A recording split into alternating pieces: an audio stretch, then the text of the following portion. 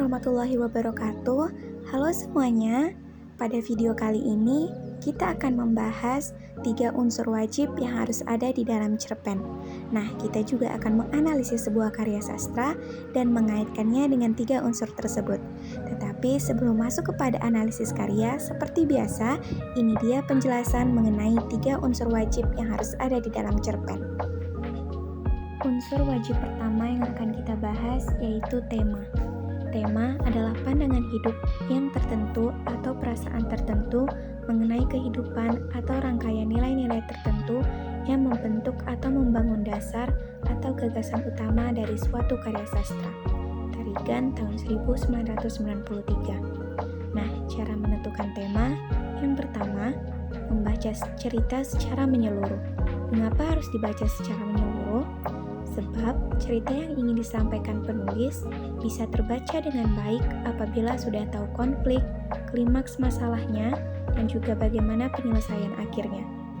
Cara yang kedua yaitu mencatat peristiwa yang terjadi. Tidak harus per paragraf, tetapi akan terlihat setiap bagian-bagian ada hal yang ingin disampaikan dengan jelas dan tersirat. Mencatat yang dimaksud bisa dengan mengingatnya di otak, atau lebih baiknya mencatat secara jelas dalam catatan kertas. Langkah selanjutnya yaitu menyimpulkan cerita. Rangkaian peristiwa penting ini, apabila disusun secara singkat, akan menjadi alur cerita yang lebih ringkas. Buat rangkuman cerita dalam beberapa paragraf saja, sehingga orang yang membaca bisa tahu apa yang ada di dalam cerpen tersebut tanpa harus membacanya sampai selesai. Rangkuman inilah yang menjadi bahan untuk langkah terakhir dan menentukan tema dengan benar dan tepat. Dan yang terakhir, menentukan inti cerita.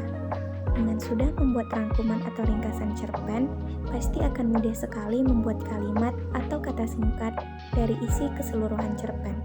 Nah, inti dari rangkuman yang telah dibuat ini yang disebut dengan tema cerpen. Unsur kedua yaitu gaya bahasa. Pengertian gaya bahasa menurut Tarigan tahun 1985, gaya bahasa merupakan bentuk retorik, yaitu penggunaan kata-kata dalam berbicara dan menulis untuk meyakinkan atau mempengaruhi penyimak dan pembaca. Nah, cara menentukan gaya bahasa yang pertama yaitu baca secara menyeluruh. Bacalah setiap paragraf ke paragraf dengan seksama. Yang kedua, cari kata yang terlihat aneh. Jika di dalam paragraf ditemukan kata atau kalimat yang aneh, asing didengar, maka bisa dicatat atau digarisbawahi. Kata-kata aneh inilah yang nantinya bisa kita cari tahu di buku rujukan. Yang ketiga, buku rujukan. Maksud buku rujukan di sini adalah buku tentang ilmu majas atau gaya bahasa, atau bisa juga buku rujukan seperti buku kamus. Nah, yang terakhir, harus menguasai macam dan ciri gaya bahasa, sehingga kita bisa tahu jenis majas apa saja yang digunakan dalam cerpen tersebut. Unsur terakhir yaitu amanat. Menurut Wahyudi Siswanto, arti dari amanat ialah sebuah gagasan yang mendasari karya sastra. Pesan yang ingin disampaikan pengarang kepada pembaca dan pendengar. Dalam sebuah karya sastra modern, amanat akan dibuat tersirat.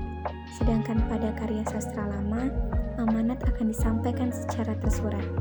Nah, cara menentukan amanat yaitu yang pertama, baca cerpen dengan cermat dan teliti. Yang kedua, pahami maksud cerita, baik secara tersirat maupun tersurat, melalui dialog tokoh, karakter tokoh, dan jalan cerita. Yang ketiga, amanat dapat berupa ajakan, saran, atau perintah untuk melakukan atau tidak melakukan sesuatu. Dan yang terakhir, simpulkan amanat atau pesan yang ingin disampaikan penulis di dalam cerpen.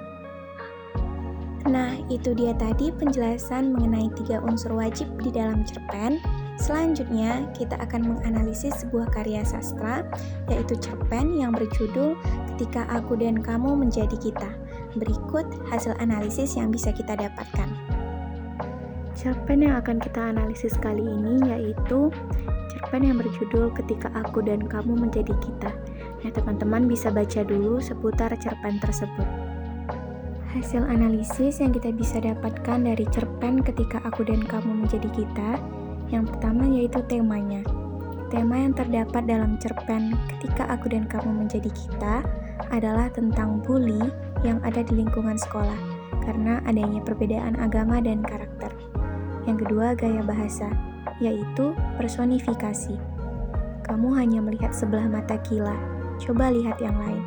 Nah, ini menggambarkan kita tidak boleh melihat sesuatu dengan satu pandangan, melainkan lihat pandangan lain. Dan yang terakhir ada amanat. Amanat dalam cerpen tersebut adalah agar kita saling menghargai perbedaan agama, ras, dan suku seseorang.